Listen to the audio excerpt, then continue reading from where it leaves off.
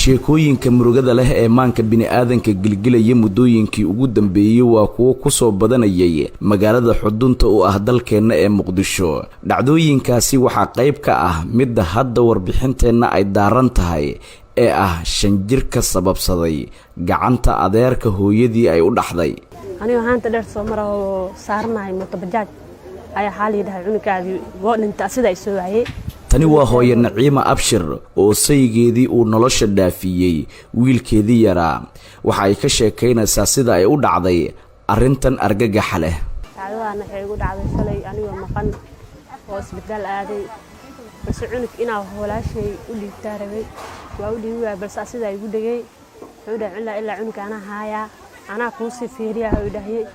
balse cunug waa ugu tagaa sidoo ooyaa waan baxay isbitaalka markaa tagay oo soo noqday aniga haanta dheer soo maro saarnahay moto bajaaj ayaa xaaliyadahay cunugaadii go'dinta sida ay soo waayay. cunugtaada oo dhintay dhahay cunugay ma dhintaa dhahay cunugay soo ku dhimatay dhahay marka sida aan dhahay markay xoogahay cunugeygii xaasiisay wax ma siino dhahay cunugaadii naqas ku soo bood cunugay xana naqas kuma boodayna wiliisa naqas kuma dhicin xaasi kala qoqod ma yaala kul xal guriga imaado dhahay guriga imaaday ambaar markaa jooga cunuga fiiriyay qofta u horeys korkiisa fiirsa aniga ahay korkiisa fiiriyay meelaha ana xaq ku taalay wajida hortarkooda waxaan ka arkay qaraaf markaa ka arkaan caloosh ka qaabiyay caloosha waxa lagu dhuftay bareeskan xoobahay oo do bareeska u taqaanid ayaa lagu karaacay oo calooshiisi macal meesh u dhaxays meelaha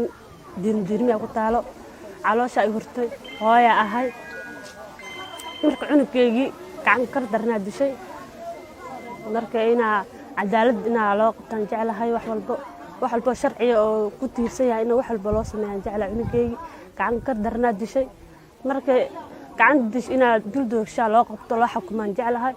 hooya ahay baarkay dabqaa marka. dhinaca kale Deeqa Cabdullaahi Maxamuud waa eedada wiilka yar ee dilkiisa uu u dhacay sida lama filaanka ah. waxa ay sheegtay in wiilka markii ay kala tageen labadiisa waalid uu gacanta ku hayay awowgiis waxa ayna xustay in kadib ay dalbatay wiilka hooyadii in lagu soo wareejiyo wiilkeeda. waxa ay tilmaamtay in muddo ku siman 5 bil uu la joogay hooyadii balse arrintan dhacday iminka ay la amakaageen qoyska wiilka uu ka dhashay. cunuga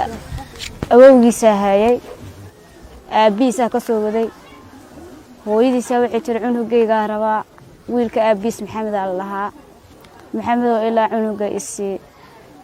maalmaha kamid ah Maxamed noo imaaday wuxuu dhahay deeqoy cunugana xaaro hooyadiisa inaa siiyo seeni la tahay xaada Maxamed cunug hooyadiisa wax ugu roon ma leh inaa siiso anaga waa jecelnahan dhahay maadaama hooyadiisa ay haday daryeelaysaa dhahay oo nin oo qabo wuxuu dhahay Maxamed hooyadiis ninkeedu isku rabaa cunuga inay haystaan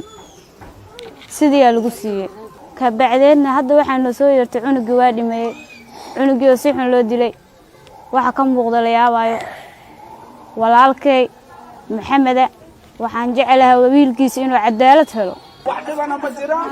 saqiiraan intay saaca soo qoraay haddii gacan bilaani disho iyo haddii malaka may dilo saacaas ma dhaafeen. xasan Dhiblaawa Faarax oo ah awoowaha dhalay wiilka yar ee sida arxandarada ah loo dilay aabihii ayaa dalbaday in cadaalad la marsiiyo ninka falkan ku kacay. wiilkayga dhalay anna awoowaha wiilka dhalaan dhalay maydkii waa soo qaadnay waa yaalaa wiilka waa kaligii anna wiilkaan dhalo way ku kaligii dacwadii haddii la furay wuu qirtay gacantaydan oo ku sababsado waraanaa dila yaa waa laga qoray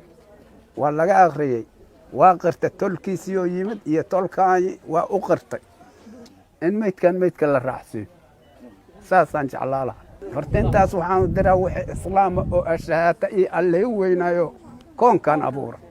waa xanuun iyo murugo uusan jirin wax lagu cabiri karo marka ubixi dunida aad ka fiirsanaysa misna kale kugu ahaa lagu sheego in dunida laga masaafuriyo isla markaasina uu sababsaday gacan ka xaq daran. dadka halkan ku suganna dhammaantood waxay u soo bambaxeen in tiiraanyada iyo murugada ay la qaybsadaan qoyska wiilka yar uu ka geeriyooday waxayna dalbadeen in cadaaladda la hor keeno ninkii falkaa ku kacay xasan kaafi xaaji maxamed Shabeelle TV halka dhacdadu ay ka dhacday Muqdisho. Premier Wallet waa application cusub oo uu ku keenay Premier Bank. Faa'iidooyinka Premier Wallet waxaa ka mid ah waad iska diiwaangelin kartaa adigoo jooga goobtaada. Dadkaan account-ka ku lahayn bangiga Premier waa ay iska diiwaangelin karaan Premier Wallet.